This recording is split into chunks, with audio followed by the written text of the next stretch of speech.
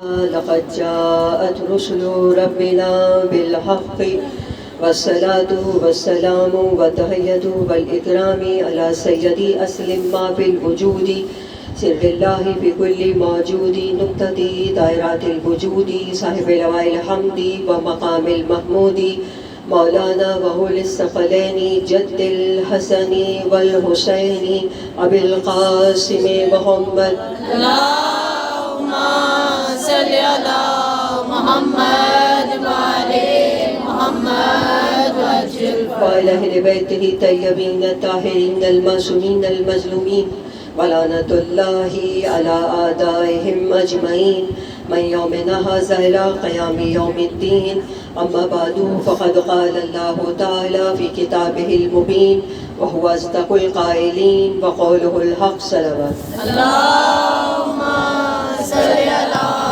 محمد وعلى محمد خداوند عالم آپ سب کی تمام دینی اور دنیاوی تمام جائز حاجات کو پورا فرمائے اور جتنی بھی آپ سب لوگ حاجات اپنے دلوں میں لے کر آتے وہ سب بارگاہ جناب سیدہ میں پہنچے. خاص طور پر پرسہ قبول ہو ہمارا فرش اعضا بچھانا اور اس پر آ کر بیٹھنا اور جو کاوش بھی ہم کر رہے ہوتے ہیں اس صف اعضا کے اوپر یہ یاد رکھیں کہ وہ ان کی بارگاہ میں پہنچتی ہے اور اس کا اجر و ثواب ہمیں دنیا میں بھی ملتا ہے اور آخرت میں بھی ملتا ہے. ہمیں دعا کرنی چاہیے پروردگار سے کہ جتنا بھی ہم اس میں اجر و ثواب حاصل کریں وہ معرفت کے ساتھ اور وہ قیامت تک ہمارے ساتھ ہے. میدان قیامت میں وہ تمام جو گریہ آپ نے کیا اور وہ تمام کاوش جو آپ نے کی اہل بیت کے راستے میں وہ سب اس کا اجر ہمیں میدان قیامت میں ملے اس انداز میں کہ ہماری جو بیوی ہیں ان کی سواری کے سائے میں ہم لوگ انشاءاللہ تعالی کہ یہ ہمارے لیے سب سے بڑی کامیابی ہوگی. اگر ہم ان کی سواری کے سائے میں آ گئے تو یہ ہماری سب سے بڑی کامیابی ہوگی. نعرہ تکبیر اللہ اکبر. سے بھی بلند آواز جو اللہ تعالیٰ نے آپ کو عطا کی ہوئی ہے ساری آج نکال دیں. آپ دیکھنا کیسے آپ کی دعائیں قبول ہوں گی. نعرہ تکبیر اللہ اکبر. نعرہ رسالت یا رسول اللہ. نعرہ رسالت یا رسول اللہ. ایمان نعرہ حیدری بلند صلوات. اللہم صلی علی محمد وعلى محمد. خداوند عالم اپنے کلام پاک میں ارشاد فرما رہا ہے سورہ انبیاء کی آیت نمبر 7 بس آلو سوال کرو. کس سے کرو؟ بس آلو اہل ذکر ان کنتم لا تعلمون. اگر تم نہیں جانتے تو اہل ذکر سے سوال کرو. کل بھی میں نے آپ کو بتایا تھا کہ اہل ذکر 14 ہیں اور ہم خدا کا جتنا شکر ادا کریں وہ کم ہے کہ ہمارے پاس 14 ایسے خدا کے محبوب بندے موجود ہیں کہ جو ہر سوال کا جواب چشم زدن میں دے سکتے ہیں. اور آج بھی ان کے ایک جو یہ سمجھ لیجئے کہ ان 14 کا ایک جز آج بھی موجود ہے اور آج بھی انشاءاللہ تعالی ہم آگے جب چلیں گے تو ذکر کریں گے کہ زمانے کے امام آج بھی جواب دیتے ہیں جب کوئی پوچھے اور وہ کس کے ذریعے دیتے ہیں یہ بھی ذکر کریں گے کیونکہ ظاہر میں تو وہ موجود نہیں ہے لیکن جواب انہی کی جانب سے آتا ہے. ٹھیک ہے جواب انہی کی جانب سے آ رہا ہوتا ہے. اللہم صلی علی محمد وعلى محمد. دو شخص جھگڑتے ہوئے رسول خدا کے پاس آئے اور آ کر کہا ایک شخص نے کہا کہ میری گائے ایک شخص نے کہا کہ اس کی گائے نے دوسرے کی گائے نے میرے گدھے کو مار دیا. دو شخص اس طرح سے لڑتے ہوئے اس نے کہا کہ مجھے جو گائے کا مالک ہے اس سے کوئی جرمانہ وغیرہ دلوایا جائے اس کی گائے نے آ کے میرے گدھے کو مارا. تو رسول خدا نے فرمایا دونوں سے کہ جاؤ حضرت ابوبکر کے پاس جاؤ اور ان سے فیصلہ ہو جائے گا. تو وہ دونوں گئے اور جب ان کے پاس پہنچے تو انہوں نے کہا کہ یہ بتاؤ کہ تم میرے پاس کیوں آئے رسول خدا کے پاس کیوں نہیں گئے. انہوں نے کہا کہ جی انہوں نے ہی آپ کے پاس بھیجا ہے کہ آپ اس قضیے کا فیصلہ کریں. تو انہوں نے کہا کہ سارا مسئلہ سننے کے بعد انہوں نے کہا کہ دیکھیں جانور نے جانور کو مارا ہے تو کوئی اس میں حرج کی بات نہیں، جانور تو جانور اگر مار دے کوئی، اس میں کوئی جرمانہ کسی کے اوپر نہیں بن رہا، مالک کے اوپر گائے کے کوئی جرمانہ نہیں۔ اب وہ دونوں شخص گئے اور جا کے رسول خدا کو بتایا کہ اس طرح انہوں نے جواب دیا۔ انہوں نے کہا اب رسول خدا نے فرمایا جاؤ حضرت عمر کے پاس جاؤ۔ اب حضرت عمر کے پاس آئے اور ان سے آگے جب مسئلہ بتایا ان کو تو انہوں نے وہی جواب دیا جو حضرت ابو بکر نے دیا۔ آ کے انہوں نے رسول خدا کو بتایا، رسول خدا نے فرمایا کہ اب علی مرتضیٰ کے پاس جاؤ۔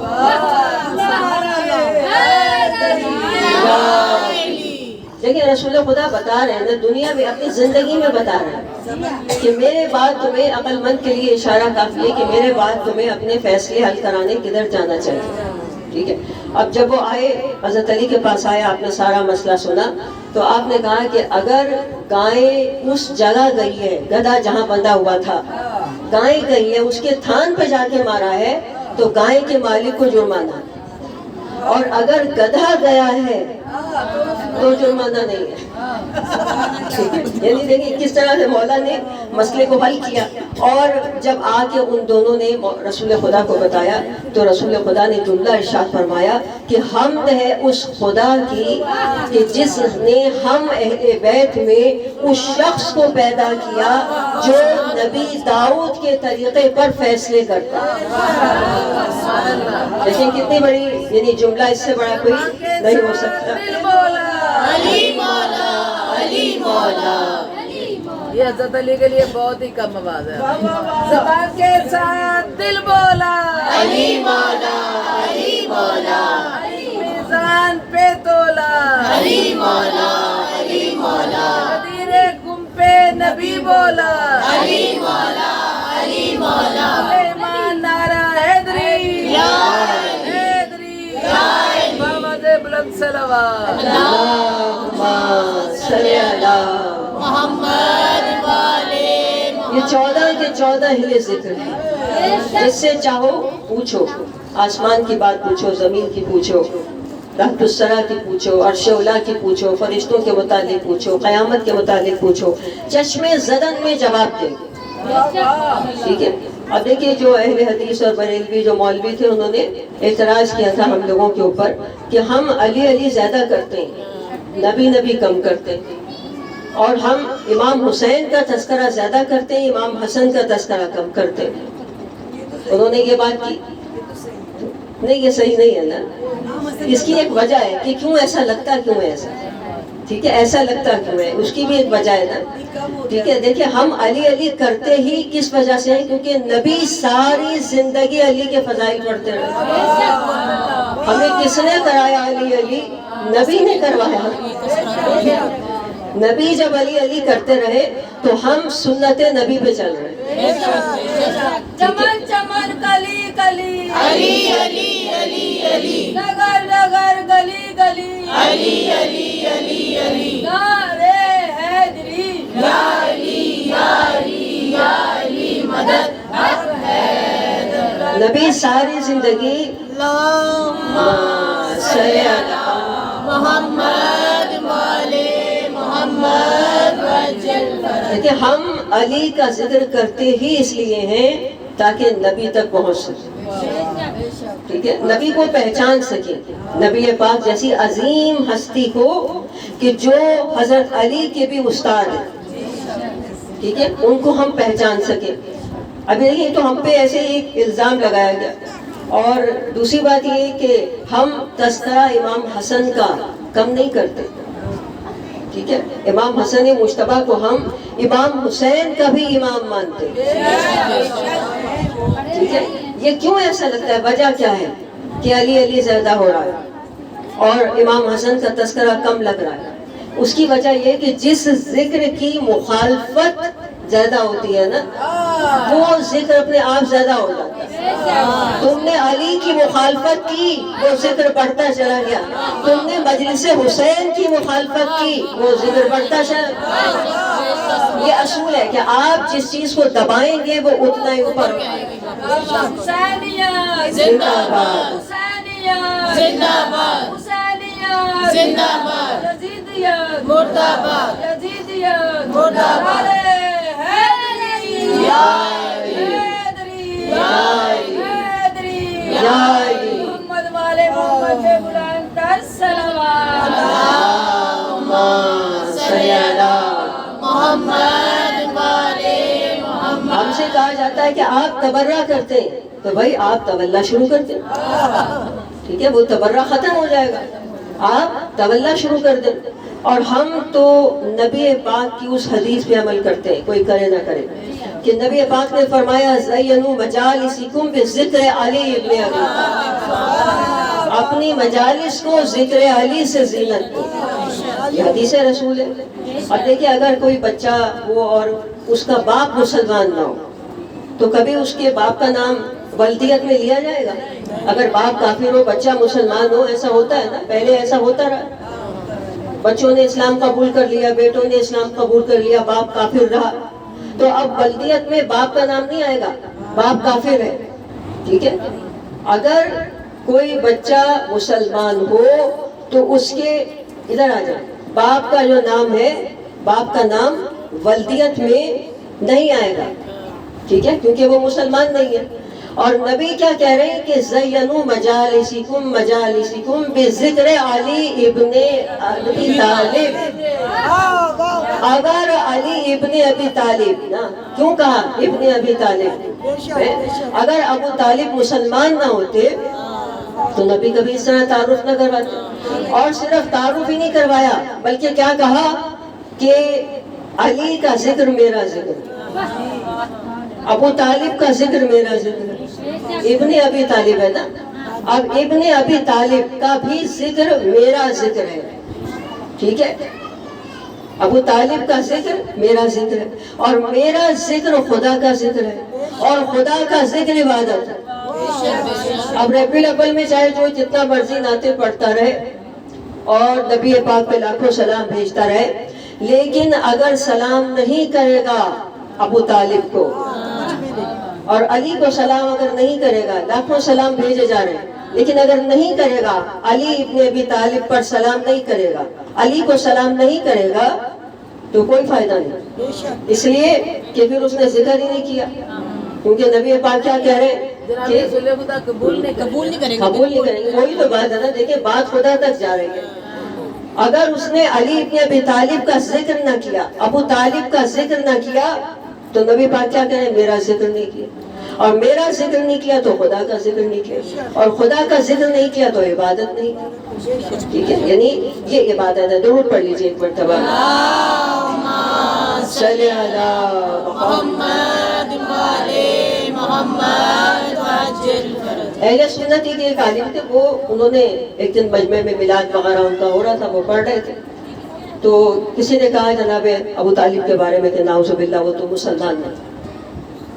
تو انہوں نے کہا کہ دیکھو ابو طالب کے 6 جز ہیں، یعنی اولادیں، 6 اولادیں. اچھا یہ اہل سنت کے ہاں 6 ہیں، ہمارے ہاں 8 ہیں، 4 بیٹیاں 4 بیٹے، اور ان کے ہاں 2 بیٹیاں 4 بیٹے لکھے جاتے ہیں. انہوں نے کہا ابو طالب کے 6 جز ہیں، 6 اولادیں ہیں، اور وہ 6 جز جمع کرو تو ایک ابو طالب بنتا ہے. انہوں نے کہا ان 6 جز میں سے ایک کو اللہ نے کل ایمان کہا.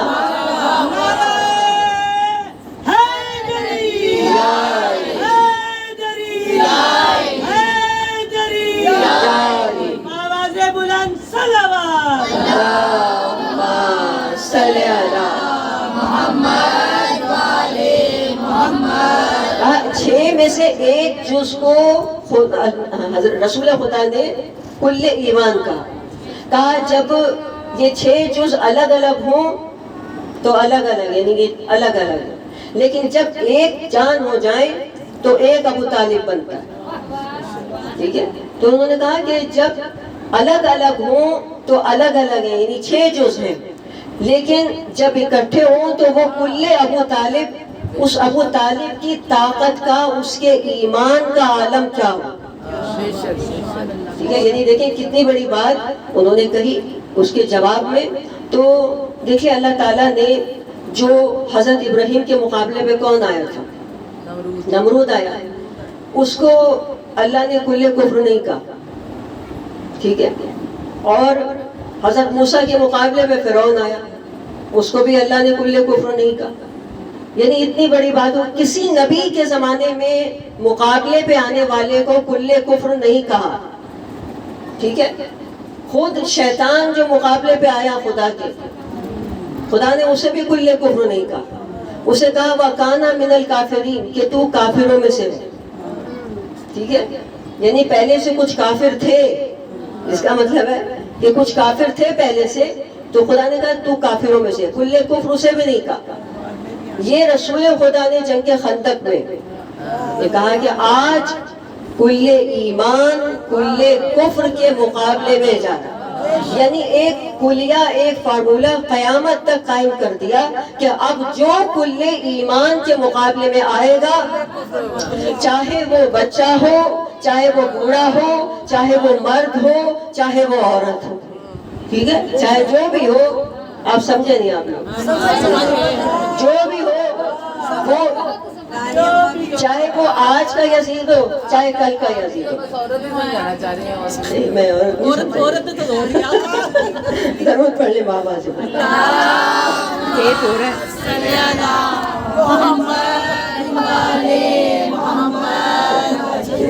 ضرورت پڑ لے بابا سے بولے.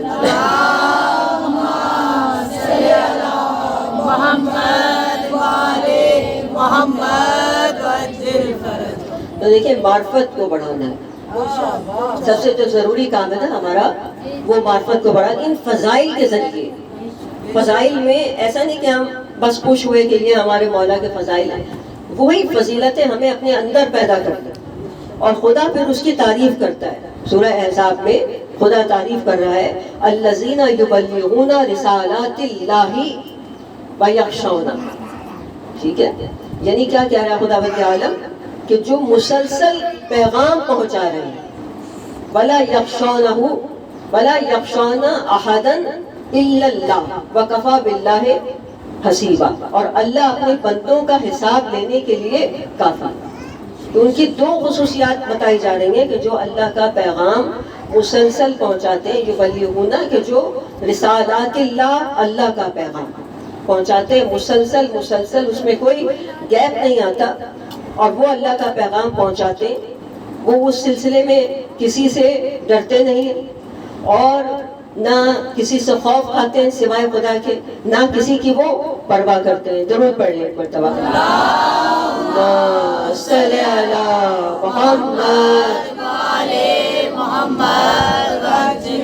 اس وقت جو سب سے بڑی ذمہ داری ہے جہاد تبیین, جو ہمارا ٹاپک ہے, اصل جو ہمارا ٹاپک ہے, یعنی جہاد تبیین, حق گوئی کرنا, حق کو واضح کرنا, ولایت کے گوشوں کو کھولنا, واضح کرنا. یہ اس زمانے میں بہت ضروری ہے. ٹھیک ہے, تاکہ ولایت حاکم ہو سکے. ابھی امام ظاہر ہے کہ حاکم نہیں ہے, دین ہمارا حاکم نہیں ہے, تو ہمیں اپنے اس پیغام کو, ہمیں اس وقت جہاد تبیین, یعنی ہر شخص جہاد کرے. یہ نہیں کہ صرف ممبر سے جہاد ہو, ٹھیک ہے, اور آپ لوگ فارغ ہیں, آپ سب سمجھتے ہیں کہ ہم لوگ فارغ ہیں, جو جب ممبر پہ جو بیٹھا ہے بس اسی کا کام ہے کہ وہ آ کے سارا کام کرے گا, ہمیں کھول کے دین پلا دے گا, ہمیں کھول کے کوئی تعویذ دے دے گا, ہم نماز پڑھنے لگیں گے, ہم لشکر امام میں شامل ہو جائیں گے. ایسا نہیں ہوگا. ٹھیک ہے, ہر انسان کو اپنے حصے کا کام کرنا پڑے گا. ٹھیک ہے, ہر آدمی کرے گا اپنے حصے کا کام. یہ جو آخری زمانہ ہے نا, اس میں جہاد تبیین ہر بندے پہ واجب ہے, تبلیغ ہر بندے پہ واجب ہے کہ وہ تبلیغ کرے. ایک ماں دیکھیں جب اپنے بچوں کو کچھ سمجھا رہی ہوتی ہے تو وہ تبلیغ ہی تو ہوتی ہے, اچھی بری بات بتا رہی ہوتی ہے, دین کے بارے میں بتا رہی ہوتی ہے. سب سے پہلے ماں ہی تو بتاتی ہے نا کہ اللہ ایک ہے. کون بتاتا ہے؟ کوئی مولوی تو نہیں بتاتا بچے کو. ٹھیک ہے, پنجتن 5 ہیں, امام 12 ہیں, یہ سب سے پہلے ماں بتاتی ہے. تو یہاں دیکھیں کہ حضرت ابراہیم نے صرف مٹی کے بت نہیں توڑے تھے, اس وقت فکر کے بت بھی توڑے تھے. ٹھیک ہے, یہ جو فکر ہے نا, ہماری سوچ, اس کے بتوں کو بھی توڑنا پڑتا ہے. اس زمانے کے اندر یہ بھی کام ہے کہ جو فکر کے بت ہیں وہ توڑے. اس وقت دیکھا کہ آپ ہمیں ہماری فکر کو قید کر دیا اس میں دشمن نے, اور وہ کامیاب بھی ہو گیا. کس چیز میں قید ہے ہماری فکر؟ موبائل میں. ٹھیک ہے؟ ہمیں موبائل، ہم سب موبائل میں قید ہیں. ایسی بات ہے یا نہیں ہے؟ کوئی کہہ سکتا ہے کہ میں موبائل کا قیدی نہیں ہوں؟ ٹھیک ہے، پکے کہتی ہیں، تھوڑی تھوڑی دیر میں موبائل دیکھ رہے ہیں. ہم بچوں کو سمجھا رہے ہوتے ہیں اور پھر دل میں اپنا بھی آ رہا ہوتا ہے کہ میں کس وقت دیکھوں گی بچے کو سمجھا رہے ہیں. تھوڑی تھوڑی دیر میں موبائل چیک کر رہے ہیں. پتہ نہیں کون سے وزیر ہیں ہم، کہاں کے، کتنے ہمیں میسج آنے ہیں، کوئی ہمیں بہت اہم پیغام آنا ہے. ہاں، یہ پاکستان میں تو سبھی پرائم منسٹر ہیں، اپنی اپنی جگہ پہ سبھی بنے پرائم منسٹر. جب ایسا پرائم منسٹر ہو تو پھر سبھی بن سکتے ہیں، پھر ہر بندہ ہے. تو ہمیں دشمن نے جو قید کیا، جو اسیر کیا ہے، وہ کس طرح ان کی فکر کو قید کر دو، روح کو مار دو. ٹھیک ہے، اچھا ان کے دل کو مار دو، روح کو ختم کر دو. کیسے پتہ چلے کہ روح مر چکی ہے ہماری؟ اپنے آپ کو خود ہی چیک کر لیں، کیسے پتہ چلے؟ اگر گانے کی محبت دل میں ہے، ٹھیک ہے، اگر گانے کی محبت دل میں ہے، گانے سن کے جھوم رہے ہو، خوش ہو رہے ہو، تو سمجھ لو کہ روح مر چکی ہے، آپ زندہ نہیں ہیں. آپ صرف ایک چل پھر رہے ہیں، کھا رہے ہیں، پی رہے ہیں، سارے کام کر رہے ہیں، کپڑے بنا رہے ہیں، فیشن کر رہے ہیں، لیکن آپ زندہ نہیں ہیں. ٹھیک ہے، اگر نماز قضا ہو جاتی ہے اور دل میں کوئی درد نہیں ہوتا تو سمجھ لیں کہ روح آپ کی جو ہے وہ مر چکی ہے.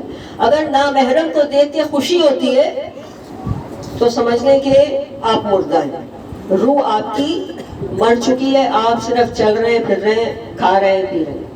یعنی اس زمانے کے اندر دیکھیں، حق گوئی یعنی حق کو بیان کرنا. اصل مسئلہ تو یہی ہے نا اہل بیت کا. ٹھیک ہے، یہ کربلا میں جو کچھ بھی ہوا حق گوئی کی وجہ سے ہے نا.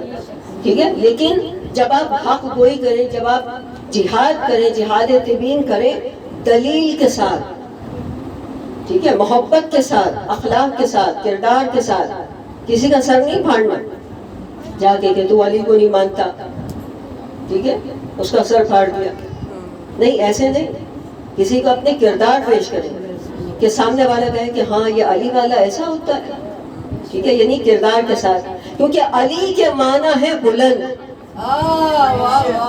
ٹھیک ہے، علی کے معنی بلند. جو علی کا ذکر کرتا ہے وہ بلندی کی طرف جاتا ہے. اس لیے تو ہم بلندیوں کی طرف جاتے ہیں. آہستہ آہستہ ہمیں بلندیوں کی طرف پرواز کرنی ہے تو ہم بلندیوں کی طرف جاتے ہیں. ٹھیک ہے نا. خود مولا نے کہا تھا کہ میری پرواز اتنی بلند ہے کہ تم مجھ تک پہنچ نہیں سکتے.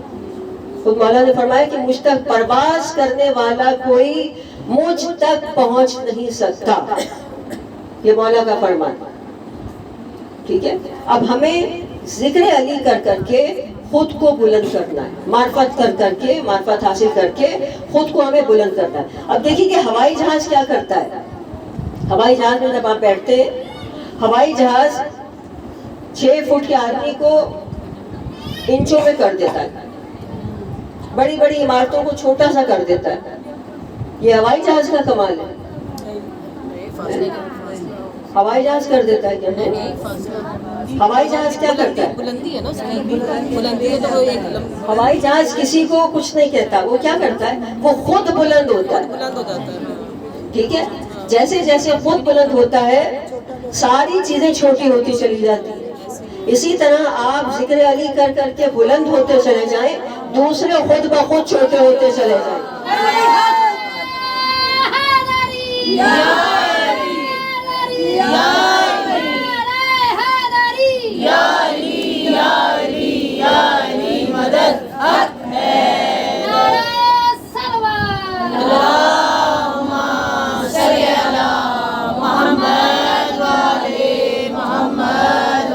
نوجوانوں کو یہی پیغام دینا ہے، اپنے جو جوان ہیں ہمارے، حق گوئی کا. یہ درس ہمیں کربلا سے ملا ہے، جن کا ذکر اتنا بلند تھا. وَرَفَعْنَا لَكَ ذِكْرَكَ، جناب زینب نے کہا تھا یزید کے دربار میں کہ تو ہمارے ذکر کو مٹائے گا. جناب زینب نے فرمایا تھا کہ اے یزید، جو چالیں چلنا چاہے چل لے، یہ درس کربلا کا ہے کہ خوف بس خدا کا ہے. یہ درس کربلا کا ہے کہ خوف بس خدا کا ہے. یہ درس کربلا کا ہے کہ خوف بس خدا کا ہے. پورے نکلنے خوف نہیں ہے کیا آپ لوگوں کو؟ یہ درس کربلا کا ہے کہ خوف بس خدا کا ہے. یہ درس کربلا کا ہے کہ خوف بس خدا کا ہے. چار پانچ لوگ بول رہے ہیں. کربلا کربلا ہماری درسگاہ کربلا کربلا خوف کشیدہ راستہ کربلا کربلا شہادتوں کا راستہ کربلا کربلا سعادتوں کا راستہ کربلا کربلا لبیک یا حسین لبیک یا حسین لبیک یا حسین لبیک یا حسین لبیک یا حسین لبیک یا زینب لبیک یا مہدی لبیک یا مہدی نعرہ حیدری. یا حیدری یا حیدری سے بلند آواز نکلنے والی بلند تر صلوات اللہم صلی علی محمد والے محمد وعجل فرجہ. بی بی نے فرمایا کہ تو ہمارے ذکر کو نہیں مٹا سکتا. جتنی چالیں چاہے چل دے, جس طرح چاہے تو لاشوں کو پامال کر دے. تو بی بی نے فرمایا تو کر کیا سکتا ہے؟ زیادہ سے زیادہ کیا کر سکتا ہے؟ سر کاٹ کے نیزے پہ چڑھا دے گا, کانٹوں پہ چلائے گا, بھوکا رکھے گا, پیاسا رکھے گا, پانی بند کر دے گا, چادریں چھین لے گا. بی بی نے فرمایا تو ہمارے ذکر کو مٹا نہیں سکتا, کیونکہ ہمارے ذکر کو خدا نے بلند کیا. ہمارے ذکر کو خدا نے بلند کیا ہے. جس کو خدا بلند کرے اسے کوئی گھٹا نہیں سکتا, اس کی عزت کو کوئی نہیں گھٹا سکتا. جب ابن زیاد کے دربار میں پہنچے سید سجاد, دیکھیں کس طرح یہ جہاد تبیین کر رہے ہیں, مطلب حق گوئی کر رہے ہیں, واضح کر رہے ہیں, کربلا کے پیغام کو کھل کے پہنچا رہے ہیں. خوف بالکل بھی نہیں ہے. جناب زینب اور سید سجاد, جناب سید سجاد جب پہنچے یزید کے دربار میں تو ابن زیاد کے دربار, تو اس نے کہا کہ یہ کون ہے؟ کہا کہ یہ علی بن حسین ہے. کہا ان کو تو ہم نے مار دیا, مطلب علی اکبر. انہوں نے اپنے حساب سے نسل امامت ختم کر دی تھی. ٹھیک ہے, وہ سمجھ رہے تھے کہ علی اکبر امام ہوں گے, کیونکہ وہ شبیہ رسول بھی تھے, بڑے بھی تھے. اپنی طرف سے نسل امامت انہوں نے ختم کر دی تھی. کہا کہ علی کو تو ہم نے مار نہیں دیا. امام حسین نے کہا تھا اگر میرے 100 بیٹے ہوں گے تو سب کے نام علی رکھو. کہا کہ نہیں, یہ بھی علی بن حسین ہے. کہا کہ یہ مجھ سے آنکھوں میں آنکھیں ڈال کے بات کیسے کرتا؟ ہم نے تو تمہارا سارا گھر ختم کر دیا, تم ہم سے آنکھوں میں آنکھیں ڈال کر بات کر رہے ہو. تو آپ نے فرمایا کہ تو ہمیں ڈرا نہیں سکتا, تو ہمیں قتل سے ڈرا نہیں سکتا. بے شک تم ہمیں زنجیریں پہنا لو, ہمیں قید کر لو, تم ہمیں ڈرا نہیں سکتے. یعنی حق کوئی کی, وہ کہتے ہیں نا کہ چھری کی دھار سے کٹتی نہیں چراغ کی لو. چھری کی دھار سے کٹتی نہیں چراغ کی لو, کہ بدن کی موت سے کردار مر نہیں سکتا. ٹھیک ہے, یہ یزید سمجھ رہا تھا کہ اس نے امام حسین کے بدن میں اور سر میں جدائی کر دی, معاملہ ختم ہو. لیکن جانتا نہیں تھا کہ ان کا بدن بھی معجزات کرتا ہے. وہی سر نیزے پہ چڑھ کے قرآن پڑھنے لگا. وہ سمجھ رہا تھا کہ جدائی کر دی سر اور بدن میں, معاملہ ختم ہو گیا. ٹھیک ہے, اور جناب زینب جب پہنچی ابن زیاد کے دربار میں تو ابن زیاد نے کہا کہ یہ کون ہے متکبرہ جو اس طرح سے چل کے آیا ہمارے سامنے ایسے سر اٹھایا ہوا. جب اس نے کہا کہ ان کو پتہ نہیں ان کے گھرانے کے ساتھ خدا نے کیا کیا. جناب زینب سے اس نے کہا کیا تمہیں پتہ نہیں کہ تمہارے ساتھ خدا نے کیا سلوک کیا؟ بی بی نے فرمایا کہ ہم نے تو خدا سے سوائے جمال کے کچھ بھی نہیں دیا. علماء یہ کہتے ہیں کہ یہ اعلیٰ ترین درجہ ہے انسان کا, اس کے ایمان کا, کہ مصائب میں اسے حسن نظر آنے لگے, اسے مشکلات میں حسن نظر آئے. بھائی کے لاشے پہ گھوڑے دوڑے اور اس کو حسن نظر آئے، اس میں چادر چھنے اور وہ کہیں کہ ہم نے تو سوائے خدا سے سوائے جمال کے کچھ بھی نہیں دیکھا. یہ معرفت کی منزل تھی جناب زینب کی. اس لیے کہا ہے کہ آیات حق کی چھاؤں میں عصمت کا پھول تھی، عصمت کا پھول. ٹھیک ہے، آیات حق کی چھاؤں میں عصمت کا پھول تھی. زینب کہیں رسول تھی، کہیں پر بطول تھی. زینب کہیں علی تھی، کہیں پر بطول تھی.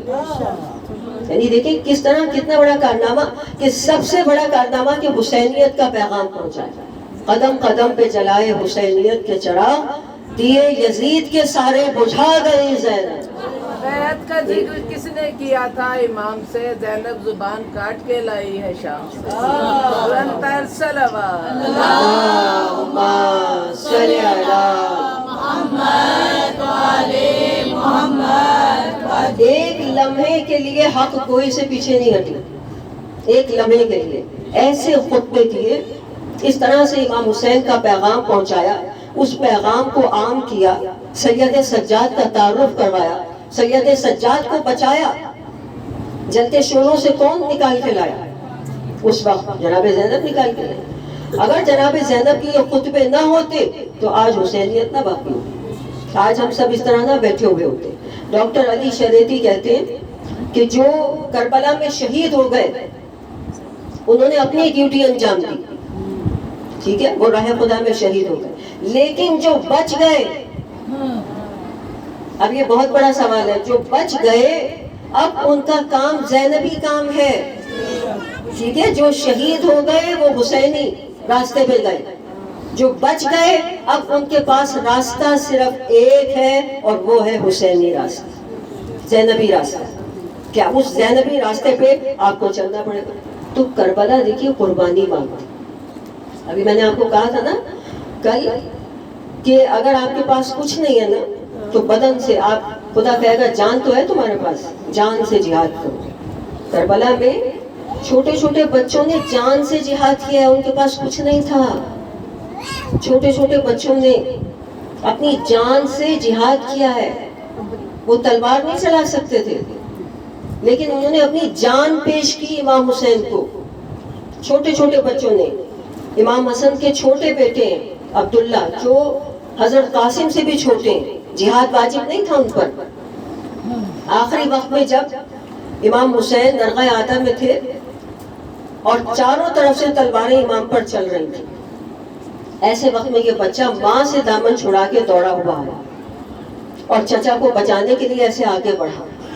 کسی ظالم نے جس نے امام کا نشانہ لیا تھا، جو تلوار چلی تو اس کے دونوں بازو کٹ گئے، کیونکہ اس نے دونوں بازو اپنے اٹھا رکھے تھے چچا کو بچانے کے لیے. دونوں بازو کٹ کر امام کی گود میں شہادت ہو گئی. تیر مارا باقاعدہ کسی نے گردن پہ لگا. یعنی اپنے بدن سے جہاد کیا. چھوٹے چھوٹے بچے اپنی جانیں امام حسین پہ قربان کر رہے تھے، کیونکہ سب کہتے ہیں کہ اس وقت ذرے ذرے کو معرفت تھی کہ یہ کون شہید ہو رہا ہے. اگر نہیں سمجھ رہے تھے تو انسان، جانور تک سمجھ رہے تھے کہ یہ کون ہے. 61 ہجری میں، کیونکہ 61 ہجری میں لوگ کہتے ہیں نا حسین پامال ہو گئے. حسین کا لاشا پامال نہیں ہو رہا تھا، وہ قرآن تھا، وہ قرآن تھا جو پامال ہو رہا تھا. ٹھیک ہے، وہ جو زمین کو زلزلہ آیا 61 ہجری میں، زمین کو زلزلہ آیا، آسمان سے خون برسا. جلال الدین سیوطی کہتے ہیں کہ مسلسل 40 روز خون کی بارش ہوتی تھی. جو کپڑے ڈالے جاتے تھے باہر، شام کو جب اتارے جاتے تھے رنگین ہوتے تھے. پتھر بیت المقدس تک جو اٹھایا جاتا تھا اس میں سے خون، تازہ خون جوش مارتا تھا. یعنی ذرہ ذرہ جان رہا تھا کہ کون شہید ہوا ہے، یہ کس کا لاشا پامال ہوا ہے، ذرہ ذرہ جان رہا تھا. اب دیکھیے جب 11 محرم کا قافلہ جا رہا تھا، لٹا ہوا قافلہ کربلا سے، تو ایک قافلہ اس وقت کربلا میں آ رہا تھا، وارد ہو رہا تھا. کہتے ہیں کہ وہ ایک نصرانی عورت کا قافلہ تھا، ایک عیسائی راہبہ عابدہ عبادت گزار تھا. بہت بڑا لشکر تھا اور وہ فرات کے کنارے آ کے ٹھہرا. اس راہبہ نے اپنے لوگوں سے کہا کہ ہم لوگ سفر کر کے آ رہے ہیں, آگے ہماری بہت منزلیں, یہ نہر فرات ہے, یہاں پانی وانی پیو, اپنے جانوروں کو پلاؤ اور آرام کرو. قافلے کے لوگ پھیل گئے ادھر ادھر. تھوڑی دیر میں آ کے ان لوگوں نے کہا کہ اے مخدومہ, اس بن میں ہمیں بہت وحشت ہو رہی ہے. ایک تو ہر طرف خون کی بو آ رہی ہے, دوسرے ہم ان جانوروں کو فرات میں چھوڑتے ہیں, یہ پانی نہیں پی رہے, یہ پانی سے منہ پھیر رہے ہیں, یہ پانی نہیں پی, اور ہمارا بھی جی پانی پینے کو نہیں چاہتا. تو اس وقت اس راہبہ نے, جو سمجھدار تھی, اس نے کہا کہ ذرا یہاں اس صحرا میں چل پھر کے دیکھو, کوئی انسان کسی مشکل پہ تو نہیں ہے, کوئی پیاسا تو نہیں, کوئی مسافر بھٹکا ہوا تو نہیں. اب جو قافلے کے لوگ چلے پھرے تو روتے پیٹتے سروں کو پیٹتے آئے. کہا کہ اے راہبہ, آپ نے ہمیں قرآن کے انجیل کے بہت سے واقعات سنائے, آپ نے ہمیں یہ بتایا کہ سلیمان نبی کی حکومت پرندوں پہ تھی, درندوں پہ تھی, تو ہمیں لگتا ہے کہ یہاں سلیمان نبی کا لاشا پر رہنا پڑا. اس نے ان کو برا بھلا کہا کیسی باتیں کر رہے ہو, سلیمان نبی کو گزرے تو برسوں گزر گئے, کیسی بات کر رہے ہو. کہا کہ میں خود جا کے دیکھتی. اب جو آئی تو عزاداروں کیا دیکھا کہ سر بریدہ لاشیں پڑے ہوئے, اور ان سر بریدہ لاشوں پر پرندے ہیں, سفید رنگ کے پرندے جو سایہ کیے ہوئے. کچھ پرندے سایہ کیے ہوئے ہیں اور کچھ پرندے فرات میں جاتے ہیں, اپنی چونچ میں قطرہ قطرہ پانی لاتے ہیں اور کٹے ہوئے حلقوم پر گراتے ہیں. اس نے اپنا سر و سینہ پیٹ کر کہا کہ خدا کی قسم یہ سلیمان نہیں, یہ کوئی فخر سلیمان ہے کہ جس کی اطاعت پرندے اس کی مرنے کے بعد بھی کر رہے ہیں. خدا بند عالم آپ کی آوازوں پہ رحمت نازل کرے. آج جناب سیدہ کو پرسہ دے, ایک روایت پڑھوں گی اور آپ کی زحمتوں کو تمام, لیکن پرسہ جناب سیدہ کو اس طرح سے دینا. عزاداروں, ہر زمانے میں جناب سیدہ کو پرسہ دیا جاتا ہے. جب بھی فرش عزا پہ آیا کریں, نیت کیا کریں, بی بی میں پرسہ دینے آ رہی ہوں. گھر سے چلیں, نیت کریں, بی بی میں پرسہ دینے جا رہی ہوں, میرا پرسہ قبول کر لیجیے گا. بی بی مجھے آنسو بھی دیجیے گا. توفیق مانگا کریں بی بی سے, آنسو مانگا کریں, گریہ مانگا کریں. بی بی میری آنکھ میں آنسو آئے, وہ آپ کے رومال کی زینت بنے. یہ دعا مانگ کے گھر سے چلا گیا. ایک مومنہ تھی شام کی, اس نے جب سنا محرم کا چاند ہو گیا, اس نے اپنے گھر میں صف عزا بچھایا اور بیویوں کو محلے کی دعوت دیا کہ آؤ ہمارے گھر میں مظلوم حسین کی مجلس ہے. وہ کہتی ابھی مجلس شروع نہیں ہوئی تھی, پہلی محرم تھی, کسی نے دروازے پہ دستک دی.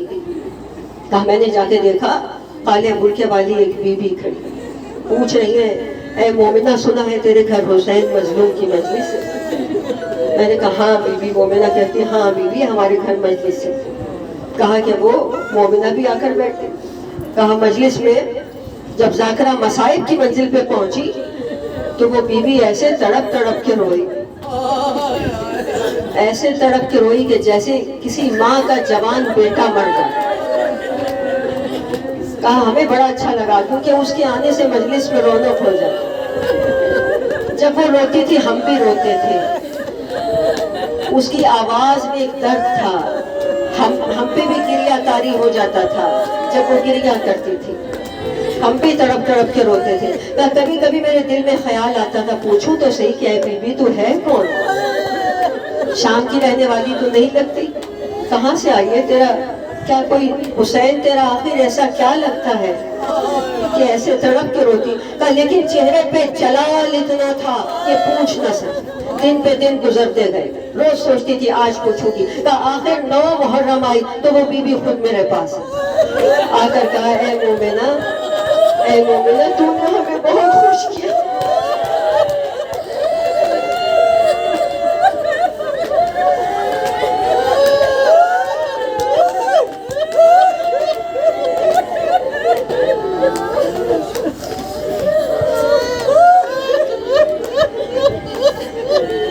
اے مومنہ تو نے ہمیں بہت راضی کیا, تو نے خدا کو راضی کیا, تو نے رسول خدا کو راضی کیا, تو نے ہمیں اس کے غم میں رونے کا موقع دیا جس پہ رونے والوں کو تازیانے والے کہتے تھے.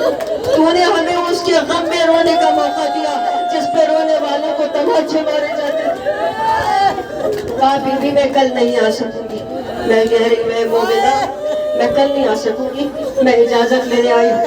یہ مومنہ کہتی ہے جیسے ہی میں نے سنا میں نے کہا بی بی کل تو بہت اہم دن ہے، کل تو حسین کی شہادت کا دن ہے، کل آپ کیوں نہیں آئیں گی بی بی؟ کہا نہیں کل مجھے کہیں اور جانا ہے۔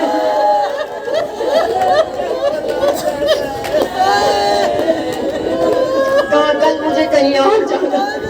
کہا میں نے بی بی کو ان سے الفت اتنی تھی ہو گئی تھی کہ میں نے ان کو قسمیں دینی شروع کی، بی بی آپ کو حضرت علی کے شگافتہ سر کی قسم کل ضرور آنا۔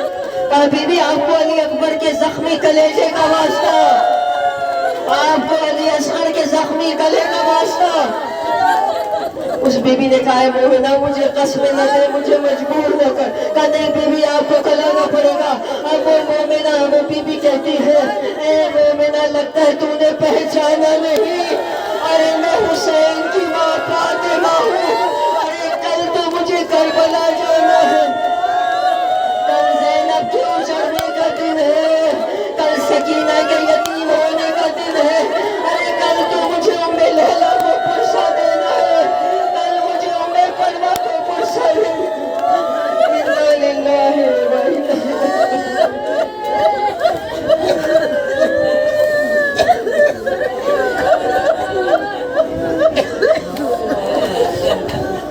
آنے والے ہماری اس قلیل سی عبادت کو قبول فرما، پروردگارہ ان آوازوں پہ رحمت نازل فرما، پروردگارہ